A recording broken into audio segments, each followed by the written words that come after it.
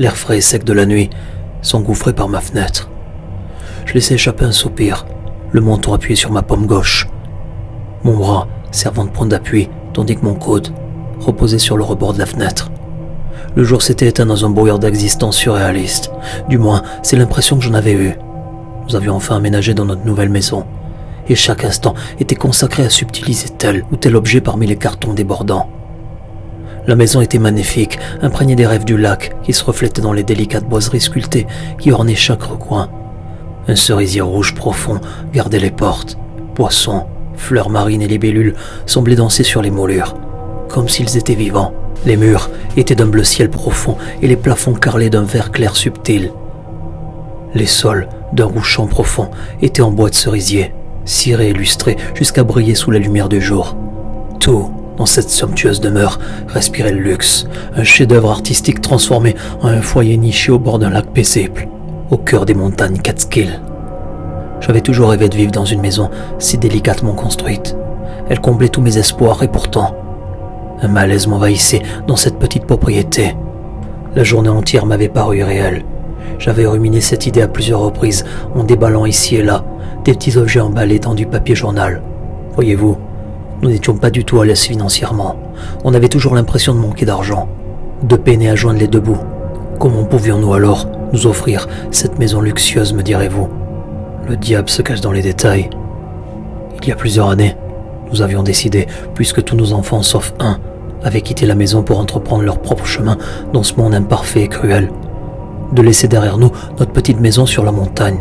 Le toit était en piteux état, les planchers menaçant de s'effondrer sous notre poids.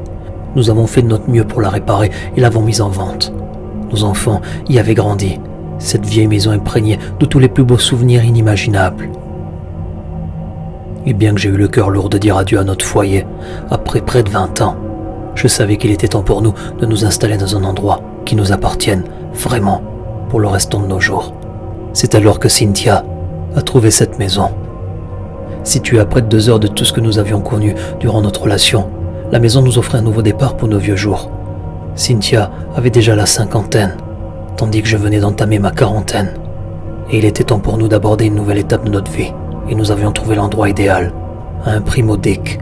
Cynthia pensait que son isolement rendait la vente difficile.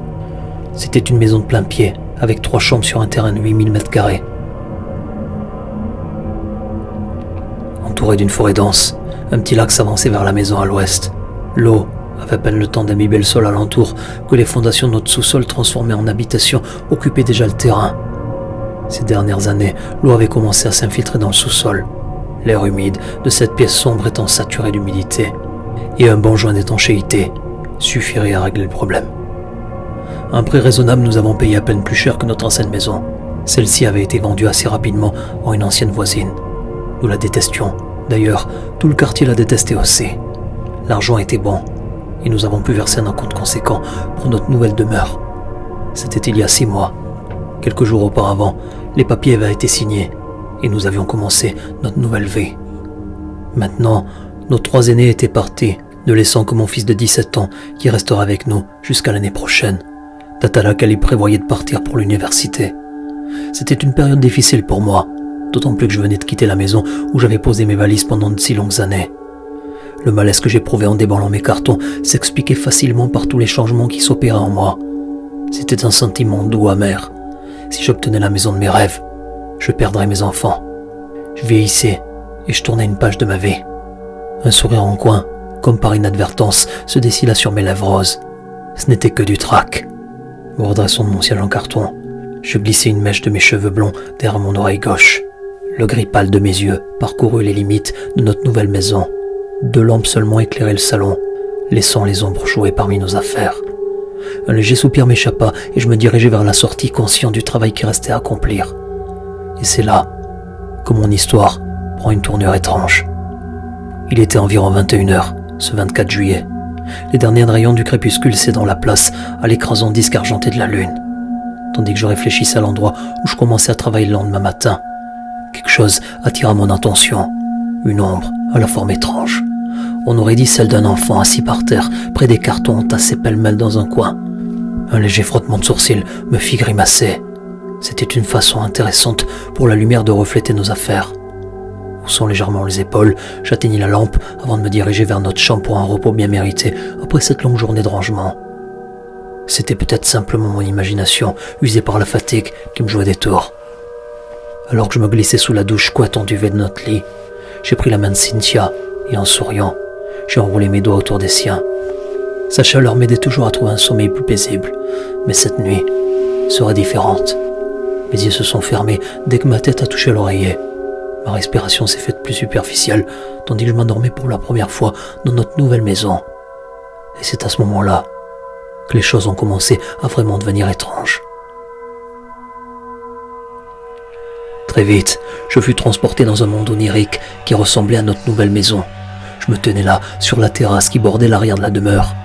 Le soleil de l'après-midi caressant ma peau légèrement hâlée. La lumière se reflétait sur l'eau du lac, créant l'illusion d'une surface solide. C'était si beau ici, dans ce petit coin de paradis que nous avions adopté avec Cynthia. À ce moment précis, le calme régnait dans mon rêve. Puis, je me suis retourné et jeté un coup d'œil en bas en entrant dans la maison. C'est alors que j'aperçus quelque chose d'étrange dans l'embrasure de la porte. Presque aussitôt, mon visage se redressa brusquement pour tenter de comprendre ce que mon esprit avait imaginé pour la nuit. Je me figeai là, le souffle coupé, en apercevant la même ombre que celle que j'avais vue la veille au soir. Elle était nette, chaque détail gravé en noir sur le sol du salon. Je fronçai les sourcils en penchant pour me voir, me demandant si ce n'était pas ma propre ombre déformée. Ce faisant, mon ombre rejoignit celle de l'enfant. La peur m'envahit, mes yeux gris clignant pour tenter de la contenir. Ce n'était qu'un rêve, il n'y avait rien à craindre. Me redressant complètement, je ne quittais pas des yeux l'étrange ombre. Peut-être m'avait-elle fait plus peur que je ne l'avais imaginé avant de me coucher. Ce n'était qu'une ombre après tout, ce n'est pas si effrayant. Exaspéré par la frayeur qu'elle m'avait inspirée, je fis un pas en avant, prêt à entrer. Soudain, l'ombre bougea et un petit rire enfantin résonna dans la maison, tandis que l'ombre semblait s'enfuir plus loin. J'étais un peu perplexe, plus qu'effrayé. Certes, mais je dois avouer que c'était un rêve vraiment étrange. Je suivais la trace de l'ombre qui menait au fond du salon, et en m'approchant du coin où je l'avais aperçu auparavant en rangeant les cartons, je distinguais quelque chose à peine visible derrière les cartons. Je vis une petite porte d'une trentaine de centimètres de haut s'ouvrir, et un autre petit rire se fit entendre, suivi d'un murmure. Je ne pus distinguer les mots, mais je reconnus la voix d'un enfant. La petite porte claqua, suivie d'un bruit d'une serrure qu'on verrouillait. Sachant que je dormais profondément, j'ai balayé toute cette histoire d'un revers de main. J'avais lu quelque part que les rêves sont notre façon d'appréhender la réalité. Je me débarrasserais simplement de cette ombre étrange que j'avais aperçue plus tôt. Une fois les cartons de ce coin déballés et rangés, il n'y avait plus de forme bizarre cachée derrière. Parfois, je laisse mon imagination s'emballer. Je devais me rappeler que rien de tout cela n'était réel. Et le reste de mon rêve cette nuit-là ressemblait à n'importe quel jour ordinaire. Je ne comprenais toujours pas d'où m'était venue l'idée de cette petite porte. Je n'avais jamais rien vu de pareil. Le matin arriva vers 8 heures. Je m'étirais de tout le long de mon corps sur le lit en me réveillant. Cynthia était déjà levée. Il était temps de reprendre le travail et de m'attaquer à ma liste de choses à faire. 8 heures, c'était tard pour moi, car nous nous réveillons généralement entre 5 heures et 6 heures du matin. Cynthia a dû penser que j'avais besoin de me reposer et m'a laissé dormir. Ce sont des petites choses qui font le bonheur. Je ramenais mes jambes vers le haut et les fis basculer hors du lit en écartant les couvertures d'un grand étirement.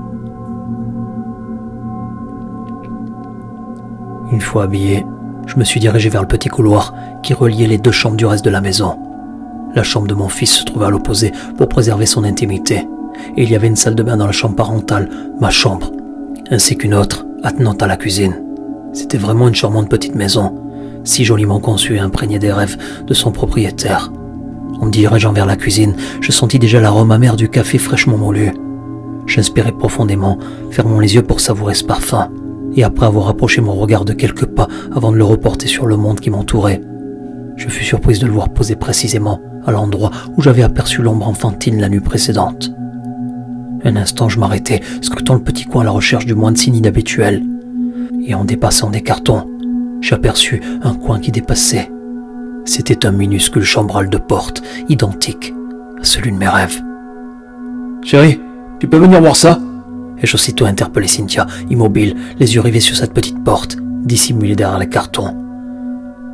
C'était étrange que je ne l'avais jamais remarqué auparavant, alors même que nous n'achiotions pas la maison. Un frisson parcourut l'échine, un profond malaise m'envahit, tandis que j'attendais que ma femme me rejoigne dans cette découverte. Nous avons vidé le coin des cartons, révélant avec précaution la petite porte. Elle était peinte de la même couleur que les murs, moulure comprise, ce qui était assez étrange.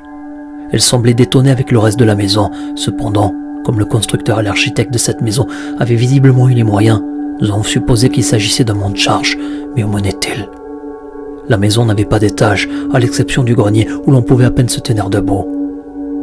Et le seul autre endroit où elle pouvait donner accès était le sous-sol. Toute cette situation était complètement absurde. Décidant de le vérifier par nous-mêmes, nous avons glissé la minuscule poignée jusqu'au loquet. J'ai essayé d'ouvrir la porte en m'appuyant sur le loquet, mais elle ne bougeait pas d'un millimètre. On pouvait voir la fine fente autour de la porte, preuve qu'elle était bien réelle. Mais il était impossible de l'ouvrir. Était-elle bloquée ? Je me suis alors souvenu de mon rêve la nuit précédente. L'ombre avait disparu dans l'embrasure de la porte qui s'était refermée brusquement, suivi d'un bruit d'une serrure qu'on actionne. Après avoir passé près d'une demi-heure à essayer d'ouvrir la porte avec nos doigts, un tournevis et une clé, nous avons décidé de faire une pause. Après tout, la porte était peut-être scellée de l'intérieur, ou bien il s'agissait peut-être d'une fausse porte. Quoi qu'il en soit, elle m'intriguait, et nous avons continué notre journée sans trop nous soucier de cette minuscule porte dissimulée dans ce coin sombre. En fin d'après-midi, nous avions bien avancé dans notre déballage lorsque nous avons décidé de dîner et de faire une pause. Je n'avais pas vraiment pensé à la porte, ni à l'étrange ombre, ni même à mon rêve de toute la journée. Je venais de finir de changer les draps et je me dirigeais vers la cuisine quand j'ai entendu des pas dans le salon. J'ai alors supposé que c'était mon fils ou ma femme, car ils avaient été aussi occupés que moi toute la journée. Mais en sortant de ma chambre dans le couloir, les pas se sont arrêtés. Sans hésiter, je suis allé dans le salon, mais une fois arrivé, je me suis figé. Tandis que je restais là à regarder, la petite porte dans le coin s'est refermée à l'intérieur. Le bruit d'une serrure qui se verrouille a résonné dans le salon, me vrillant les tympans. Instinctivement, je me suis immobilisé, la poitrine serrée par un souffle de surprise. Je savais que cette porte était verrouillée, impossible de la faire bouger. Sans perdre une seconde, je me suis précipité au fond du salon, là où se trouvait ce coin sombre. Mes mains ont claqué la serrure de la porte. J'ai saisi la table d'appoint où j'avais posé l'une des deux lampes et je l'ai poussée devant la petite porte pour la bloquer. Je préférais ne pas imaginer ce que cela pouvait être, ni ce qui pouvait s'y trouver. Soudainement, une peur angoissante me nouait l'estomac et j'avais la chair de poule. Que se passait-il donc ici ? Quand j'ai raconté à Cynthia l'histoire de la porte et de ce que j'avais vu, elle ne m'a pas cru. Mais qui l'aurait cru d'ailleurs ? Mon fils était parti avec ses amis pour la semaine, ce qui avait un peu apaisé mon angoisse. Au moins, il n'était pas au courant de ce qui se passait, même si ce n'était peut-être que ma tête qui flanchait sous le poids de tous ces changements. Bizarrement, ça m'a un peu rassuré. Cynthia et moi avons passé le reste de la soirée à nous détendre et à regarder la télévision dans notre chambre. Elle avait proposé de la regarder dans le salon, mais j'avais catégoriquement refusé. Je ne voulais absolument pas être près de cette porte. Elle avait déplacé la table d'appoint et essayé de l'ouvrir à nouveau. Mais il était évident qu'elle ne bougeait pas. J'ai insisté alors pour que nous placions un meuble plus imposant devant cette mystérieuse entrée. Cynthia n'était pas convaincue qu'il y ait quoi que ce soit d'anormal, mais je ne voulais pas que ce qui se trouvait derrière cette porte puisse entrer à nouveau dans la maison.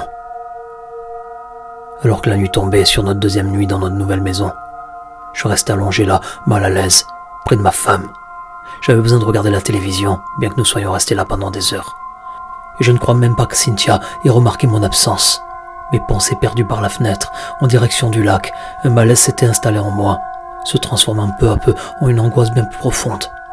Je repensais au rêve que j'avais fait la nuit dernière. Cette ombre enfantine et la minuscule porte. Je n'avais aucune idée de ce que cela pouvait bien signifier. Avec la raison pour me guider, j'ai fini par me blottir sous les couvertures contre ma femme, m'endormant peu à peu. Je priais en silence pour un sommeil paisible. Ce ne devait être que des hallucinations dues au stress du déménagement. Tout à coup, je me suis réveillé en sursaut. Le bruit de quelque chose qui griffait le bois résonnant dans la pièce. Paralysé par la peur, je n'osais ni bouger, ni émettre le moindre son. Mes yeux écarquillés ont cherché le réveil pour lire l'heure. Il était 2h15 du matin. Ma respiration était rapide, tandis que je restais allongé là, silencieux, à écouter le bruit des griffes contre le bois.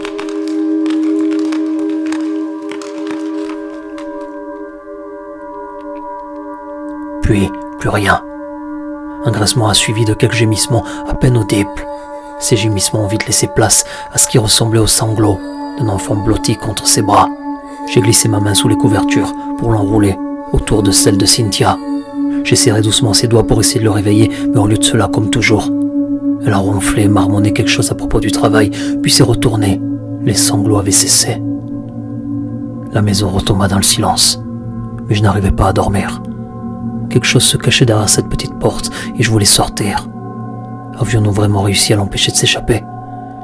Soudainement, j'entendais le cliquetis d'une serrure. Puis, le silence retomba. Je restais allongé là toute la nuit à l'écoute. Aucun autre bruit ne provenait de la porte cette nuit-là. Pas un seul. Le lendemain matin, j'ai convaincu Cynthia de m'aider à vérifier la petite porte. Je devais la persuader que ce que j'entendais était réel. Lorsque nous avions déplacé les 2 lourds cartons qui bloquaient la porte, ce que nous avons découvert était troublant. Le mur sous la porte était griffé, comme si quelque chose avait essayé de se frayer un chemin à travers. Mais sur le sol, devant la porte, se trouvait quelque chose de bien plus étrange. Un petit morceau de papier, vieux et abîmé par les intempéries, gisait juste en dessous. Il était rugueux, comme déchiré, ses bords rongés par le temps, et au recto, il y avait ce qui ressemblait à un dessin d'enfant, et en dessous, quelques mots seulement disaient « Laissez-moi sortir ».